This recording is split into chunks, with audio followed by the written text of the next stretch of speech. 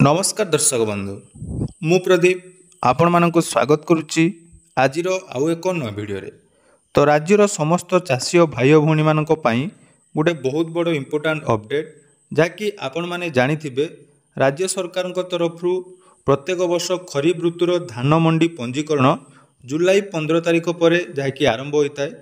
तेणु वर्तमान जहाँकि चलित वर्ष जदि आपण माने खरीफ ऋतुर धान मंडी पंजीकरण करने चाहूँगी तो एने जहाँकि बहुत बड़ इम्पोर्टाट अपडेट जहाँकि आसी जाइए।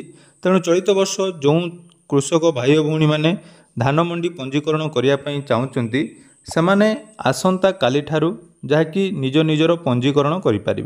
तेणु चलित वर्ष जदि आपण मैंने मंडी रे धान देवाई चाहूँगी ताले आसंता काली ठारू आपण मानकर पंजीकरण आरंभ हो अर्थात 19 जुलाई रु आपण मानकर पंजीकरणटा स्टार्ट हो एने जहाँकि सरकार तरफ डिटेल्स अपडेट आसी जाइए।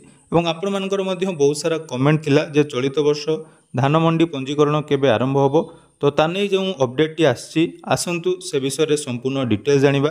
ता पूर्व जदि चैनल को प्रथम थर विजिट करछंती वीडियो को लाइक करेंगे, चैनल को सब्सक्राइब करने सहित पाखरे थिबा बेल आइकन को क्लिक करी ऑल सेट करदेवे।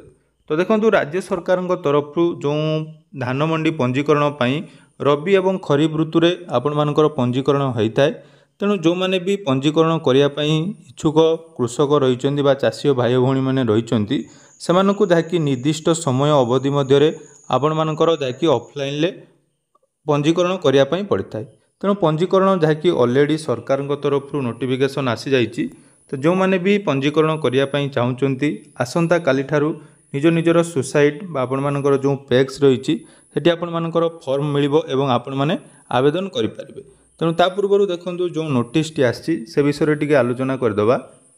तो देखिपे जोटा कि office of the register of cooperative society अर्थात ओडिशा भुवनेश्वर तरफ जैक देखो 17 तारिख अर्थात गतकाली यहाँ नोटिस टी आसी जाइए जो थे देखो farmer registration for ensuring procurement of pedi kharif growth अर्थात ये आपण मानकर कहुई चलित वर्ष आपण मानकर खरीफ ऋतु धान मंडी पंजीकरण पाई जहाँकि सरकार तरफ डिटेल्स आसी जाइए।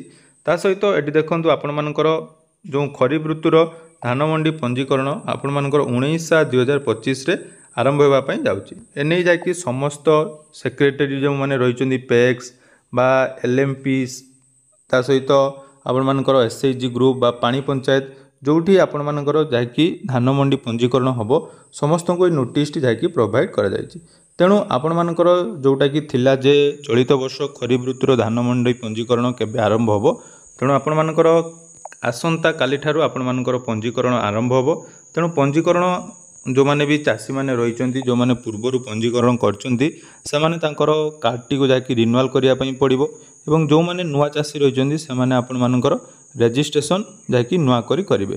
तेणु डिटेल्स वीडियो आपण मानकु आसंता काली जोटा कि मु देदेवी केमिति आपणकर पंजीकरण हम एवं देखंतु सर्वप्रथम आपण मानकु अपडेट मिलगला। तेणु चाषी भाई भौणी माने जो माने भी धान मंडी पंजीकरण करिया पई चाहूँगी सेमानकर आसंता काली ठारू जाकि पंजीकरण हम। तेणु यही नुआ नुआ अपडेट पाइबापी आम चैनल को सब्सक्राइब कर रखु एवं चाष संबंधी जो भी सरकारी स्कीम बा सरकारी योजना आसुची से विषय संपूर्ण अपडेट पाइबापी चैनल सहित जोड़ी रुहतु। धन्यवाद।